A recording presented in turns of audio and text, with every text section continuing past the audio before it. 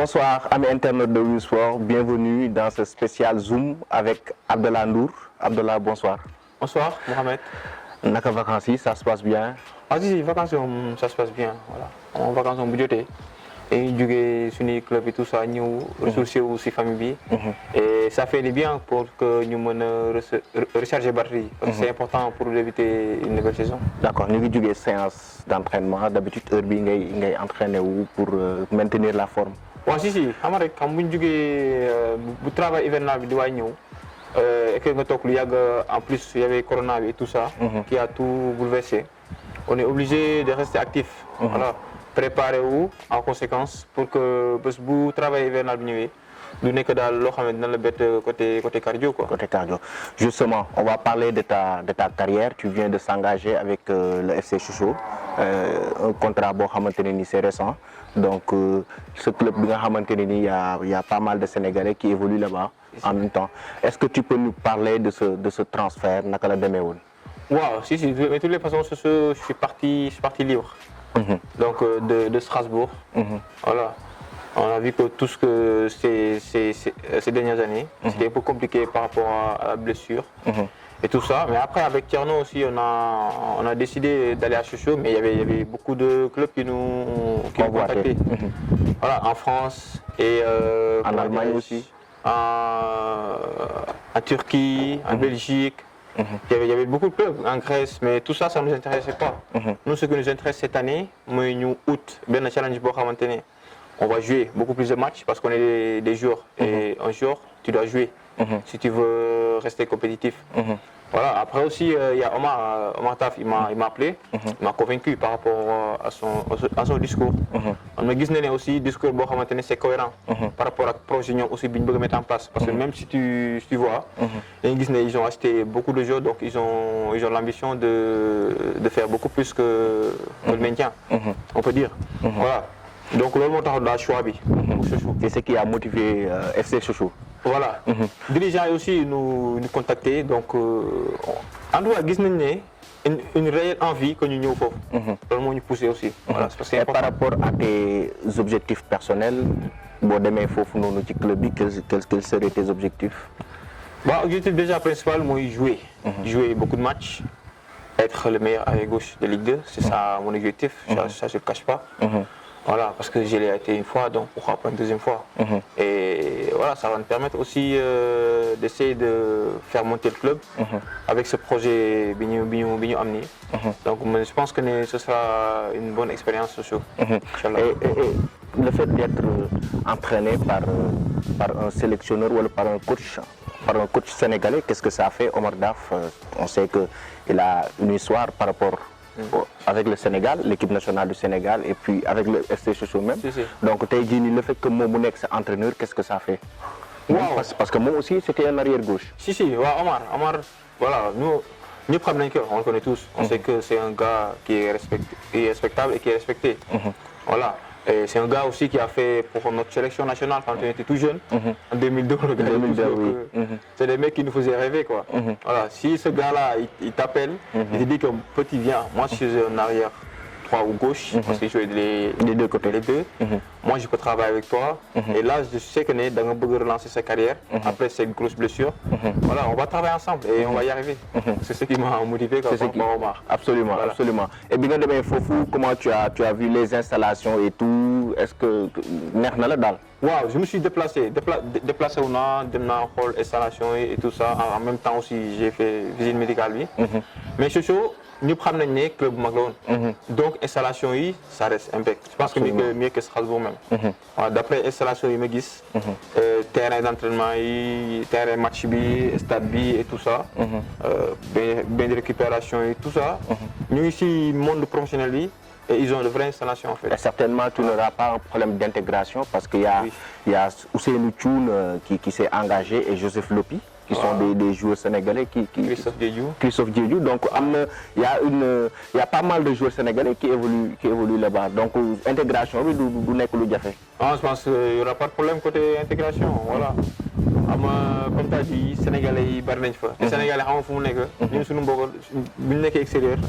ñun ñëpp on vit ensemble kaf rigoler ça aussi da lay permettre. nga teel a nekk ci bain bi.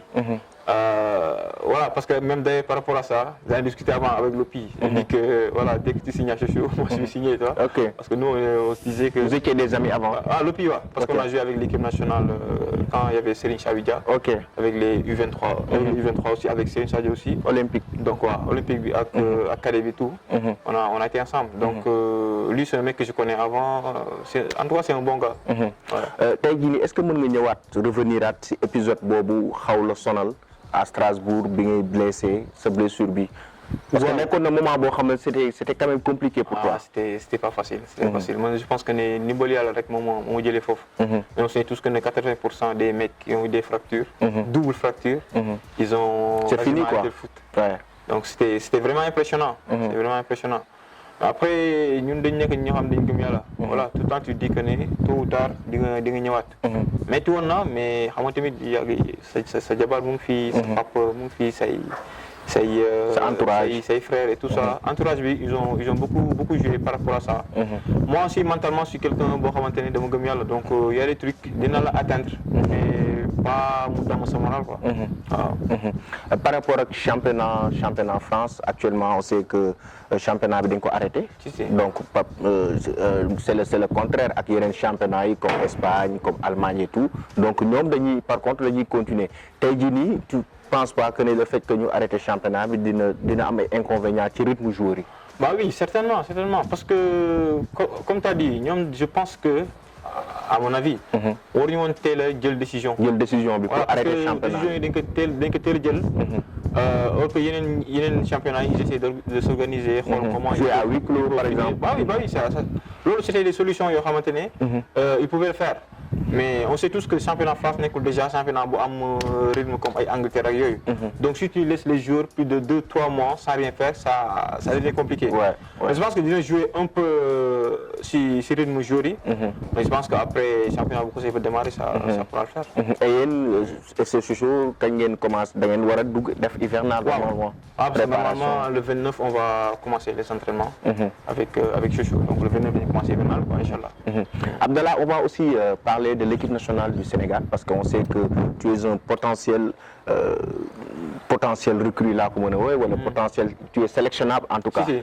Donc parce que da nga ñëw FC Chouchou pour mener relancer non seulement sa carrière mais dans un coin de ta tête tu as l'équipe nationale du Sénégal.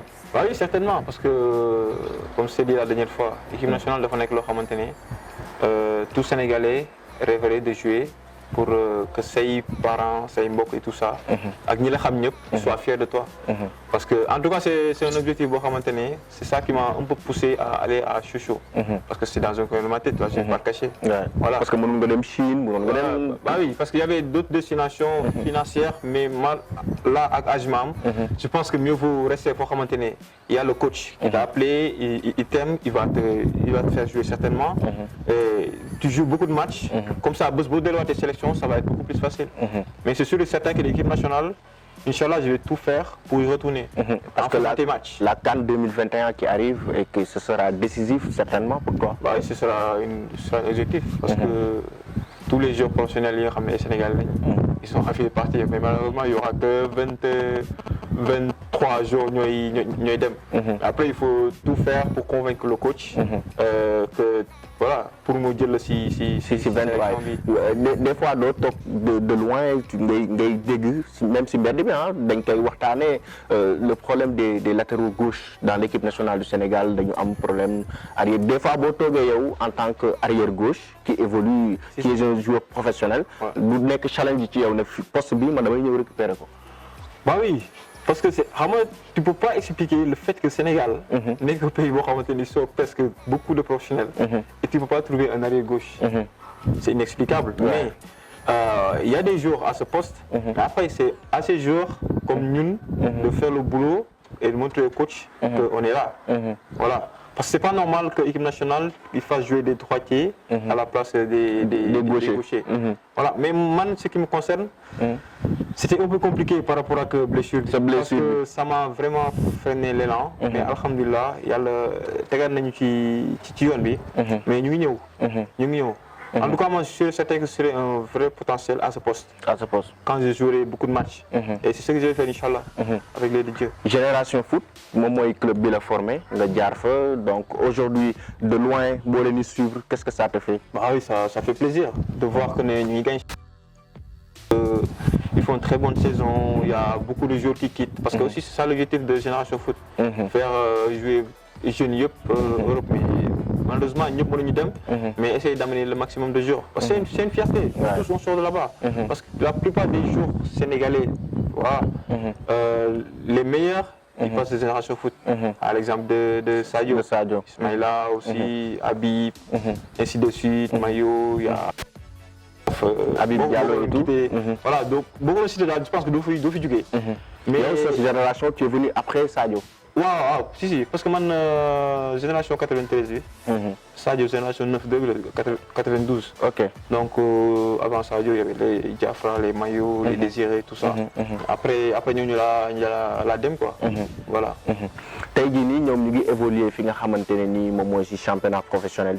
Damay dégg tout le temps le président Madi Touré di wax que ne dafa bokk ci seen objectif pour ñu dem conquérir li nga xam ne mooy titre yi nga xam ne war nañ ko def fii ci Afrique Ligue des champions africaine wala Coupe CAF.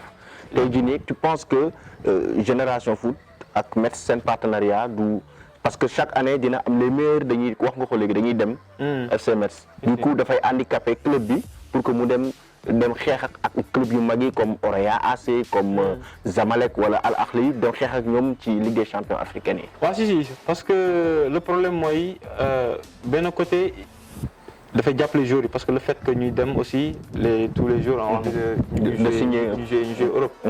Mais je pense que avec Génération Foot benn instant dina compliqué parce que les jeunes bu fekkee dañ dem ba arrivé à un certain mois ils partent il y aura que des jeunes qui vont monter pour faire une formation et loolu dafay xaw compliqué par rapport à Ligue des champions foofu tu auras des vrais joueurs professionnels qui ont vécu voilà expérience bi tout ça donc ouais ça c'est un facteur mais le problème de Génération Foot c'est juste une sorte de formation boo xamante ne ils forment les futurs grands donc voilà mais loolu aussi je pense que ça peut être des objectifs plus tard pour eux. Pourquoi pas citer des joueurs souvent des champions sénégalais qui ont de l'expérience pour faire ces genres de tournois. On va parler aussi du championnat sénégalais. Actuellement, nous suspendre un championnat jusqu'au mois de novembre. Les joueurs sénégalais, la plupart des joueurs sénégalais vivent des situations difficiles en tout cas. J'en sais quelque chose. Ban message nga leen di lancer parce que am na ci bëri yoo xam ne depuis début pandémie bi situation yi ñuy dund métti na ñi jotul du ñu jot seen salaire ñi ay moitié salaire la ñuy jot donc c'est une situation vraiment très compliquée pour les joueurs qui évoluent dans ce championnat local. Ah si parce que ñun ñëpp xam nañ ne championnat professionnel Sénégal des na. Pas professionnel comme le vrai sens du mot. Voilà, on sait tous que aussi en plus corona bi dafa xaw a bouleversé àdduna bi mais en plus ils étaient en difficulté avant lii tamit ñoo dooleeku aussi dafay xaw a compliqué mais voilà j'espère que état bi dinañu ut ay subventions pour aider club yi aussi ñu jéem a fay joueurs yi parce que joueurs yi aussi loolu lañu am parce que boo xamante ne dafa jël carrière yi ñëpp xamul leneen lu football fayee ko xaalis aussi de mënul def menuisier mënul def beneen métier donc j'espère que l'État dinañ trouver solution par rapport à ça. Moussa Fall lan mooy Abdallah lan mooy sa appartenance wala ban relation nga am ak la ville de Rufisque. waaw Rufisque moom de toutes les façons man fii laa juddoo fii laa yaroo fii laa màggee. stade bi ñu doon entraîné tout à l'heure bañ nekkee xale fa lañ daan dem di seetaan ay ñoom Cheikh Ndoye mi nekkoon AG dañ nekkee yaakaar. Rufisque moom sama ville la saa su ma ñëwee vacances je bouge pas de Rufisque. soit souvent fekkee bëgg naa dem ay Mbour fi fee. voilà même nawetaan bi damay gis que. dañu agité am na benn équipe boo xam ne moom. lébu gi gars yi dañ leen di gis dañuy. non mais ñoom ils sont à fond dedans. voilà tu sens que les villes de football là. il y a beaucoup de professionnels à Rufisque. et ça aussi Moi, travail bien de base parce que les professionnels ils ont fait l'école de football ensemble. Ok. Voilà, amener l'école de football, Kalam et meilleur tout ça. Ils n'ont pas gagné et Babacar, Avant d'aller dans la formation. si Adama, ay Paco, je pense, ay Man et tout ça. Nous si centre de formation et une fille, on se connaît bien parce que dans le football ensemble. Donc le fait que en tout cas vu le football là. Vu l'ambiance, comment aller au Guinée, le football là en tout cas. Avant de terminer, est-ce que vous pouvez nous dire aussi ce qui t'a le plus marqué dans ta carrière? Bien que tu as marqué. Cette carrière, je pense que ce qui m'a marqué, moi, c'est ma blessure. Oui. Voilà. Mais parce que bon, moi, il y avait beaucoup de grands clubs qui me suivaient. Après, d'un seul coup, m'est arrivé. Mais après, dans ta tête, tu dis que Yalla, parce que si tu es un croyant et mentalement tu es fort, Yalla, il peut te relever comme il l'a fait. En tant que le fait de devenir un footballeur professionnel, qu'est-ce que tu déjà, c'est de gagner des titres comme je l'ai fait avec Strasbourg. Parce que gagner les championnats aussi, c'est CV. Voilà, ça m'a permis aussi d'être connu dans le monde du football. Et là, je suis santé yalla. Manglay tagu, mobile nga tagu donc internet du sport yi. Waaw internet du sport yi ñu ngi leen di jaajëfal di sant aussi sunu grand Mohamed moom sama grand la. Ouais. Ak sunu caméraman. Voilà. Donc di leen jox rendez-vous rek benen yoon. Inshallah. Am internet de sport. Donc gis nga c'était un spécial zoom avec Abdallah Ndour dem nañu fi nga xamanteni mom moy séance d'entraînement. Donc gis ngeen waxtaan bi ñu am ak mom. Donc di leen jox rendez-vous inshallah prochainement avec un autre sportif jërë ngeen jëf.